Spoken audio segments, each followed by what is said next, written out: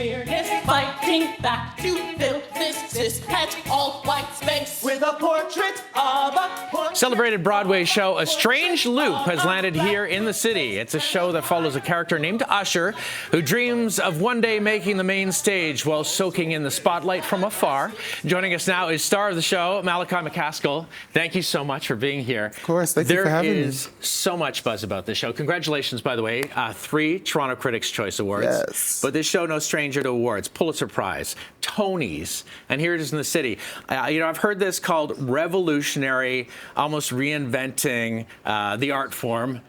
Is it really omnipresent between both the actors on stage and behind the scenes about how significant this play might be? Absolutely. I mean, it's so layered and it's so human, and I think we don't often see that in the theater scene, either probably here in Toronto or on Broadway for sure, right? It says the things that we think inside of our heads and say quietly out loud. And it's so authentic, and I think that's what makes it so great. I do love that. I think everyone can kind of relate to those voices in the heads, the ones that kind of push us forward in those moments when we're kind of relaxed and excited about the future. Absolutely. And the ones, sometimes they're family, sometimes there's other things that really kind of hold us back.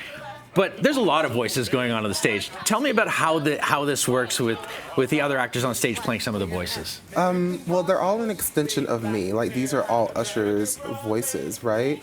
And I think it's beautiful that they get to channel something that they have inside of them and tell it so honestly. Like, I think that's what makes it so honest and what makes it so authentic, that they get to channel what they deem their inner thought to be for Usher. So that's what makes it beautiful. And it's kind of a journey towards your singular own voice. Right? The authenticity of who you kind of figure out who you're going to be. Absolutely. There's a lot of other performers on the show, but this has been called a beast. One of the most challenging roles for an artist on stage. What kind of gives you the stamina? What drives you to carry through the entire show? No intermission, by the way. No intermission. And you're at on stage all. most of the time. No pee breaks, no nothing. Okay. Lots of water and lots of honey, you know. Yeah. Since doing the show last year on the West Coast in California, I've learned to have my stamina, really good breath, also the support of my cast and all of my thoughts on stage and off stage. They really help me, give me tidbits and things to help me sustain with my body physically, with stretches and like vocal warm-ups, of course, from my vocal teacher.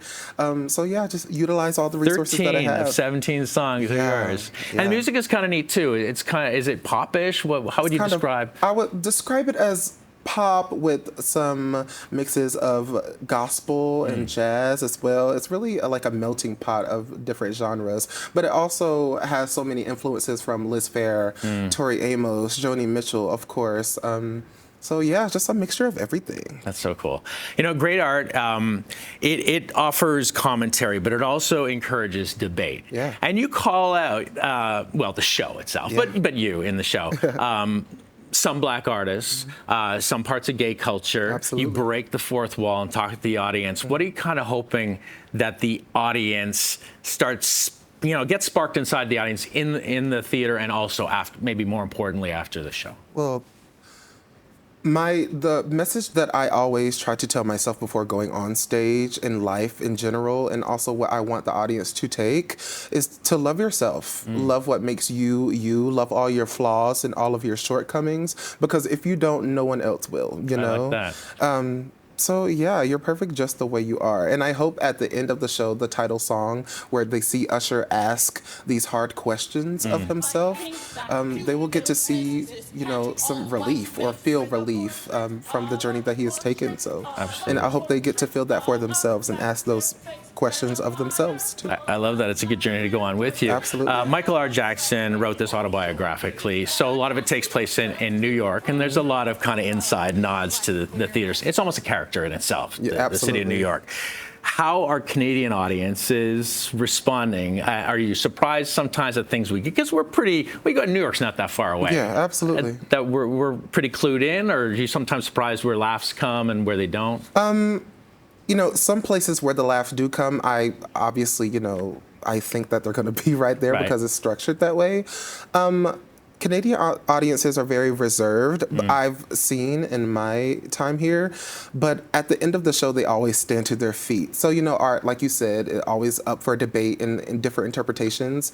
And people take art different ways. So when they stand to their feet at the end of the show, and although they were quiet during the show, I know that they were taking it all in, Yes. which is the point of it all. So, Canadian way. We wait till the end, but we give it. you give it. You give it all the way Absolutely. through. And I absolutely love it. Thank you so much for being here. Thank you for having you me. can get tickets, soulpepper.ca. It's on until June 8th at the Bailey Theater. Absolutely. All right. Oh, sorry. Yeah, Bailey Theater. There you Bailey go. Theater.